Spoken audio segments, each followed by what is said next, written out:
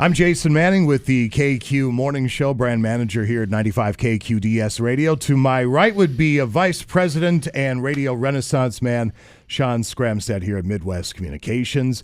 And the KQ Ultimate 15 is now officially underway. Album number 15 last week on Saturday, Bob Dylan's The Freewheelin' Bob Dylan. As we agreed, if we didn't have Bob in there somewhere, they would have burned the place down. Yeah, that'd be bad. It'd be really bad.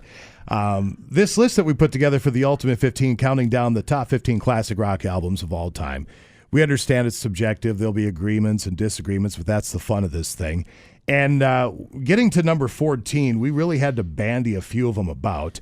And we finally settled on, I think, one of the all-timers. Personally, I would have put this one a little bit up higher in the list, but it settled on number 14, U2's The Joshua Tree from 1987, if I'm not mistaken, well, Sean. You were wrong. It's where it belongs. It's number 14, but it is one of the great albums. I mean, this is their moment, right, for U2.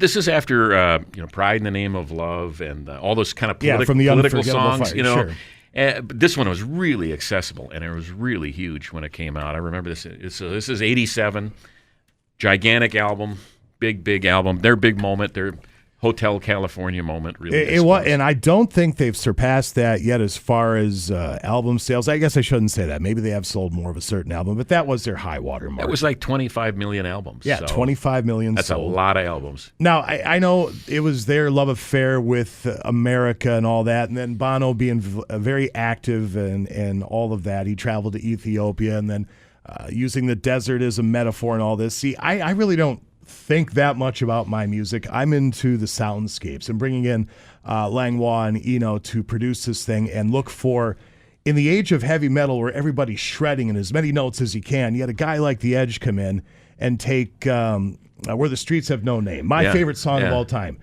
6 notes, repeated over and over, processed through delay, and then that wide open soundscape which permeates the entire album. That's what draws me into U2 first and foremost. That's what draws me into this album. That's why I love it so much. I like it too. I think it was a great album. I was getting a little tired of all the political crap that was going on, to be honest. Yeah. And I thought this album was just an easier album to listen to and a really enjoyable variety of songs in there. It was really just really good, really of its time, and it was really huge. I mean, gigantic. But but I don't know that you could say it should have been higher than 14. Well, you're my boss, so if you say it's 14, yeah, I do. It's 14. Number 1 in 20 countries, as Sean pointed out, it sold 25 million, and it turned U2 from a pretty big band into international superstars, and they started playing stadiums. Yeah, they did. I mean, you've played a lot of these on a lot of the U2 over the years on the air. So did I, and it just is it's a great band.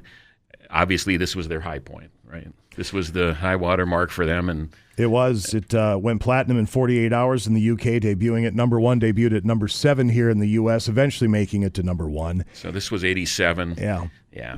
Well, that's about all you can say about that. I think it was a fantastic album. It's in the National Recording Registry as of 2014. One of 4 bands to be on the cover of Time magazine. I think it's higher than 14, but you know what? It's your barbecue. I'm just here to eat the ribs, as somebody once told said me. that. That's right. So yeah. It's the KQ Ultimate 15. This is album number 14, U2, The Joshua Tree, with Kevin Key each and every Saturday morning at 10 a.m. on our Stanton turntable, an honest-to-goodness piece of vinyl, wherever that just got off to. Right here. There it is. Number 13 is coming up next week with number 14, The Joshua Tree. Our thanks to Music Go Round and Cars Complete Auto Care in Woodland. Our thanks to Gronk's Grill and Bar, Denny's Lawn and Garden for helping us put this together. I'm Jason Manning. That's Sean Skramstad. This is the KQ Ultimate 15 Countdown. Thank you, sir. Adios.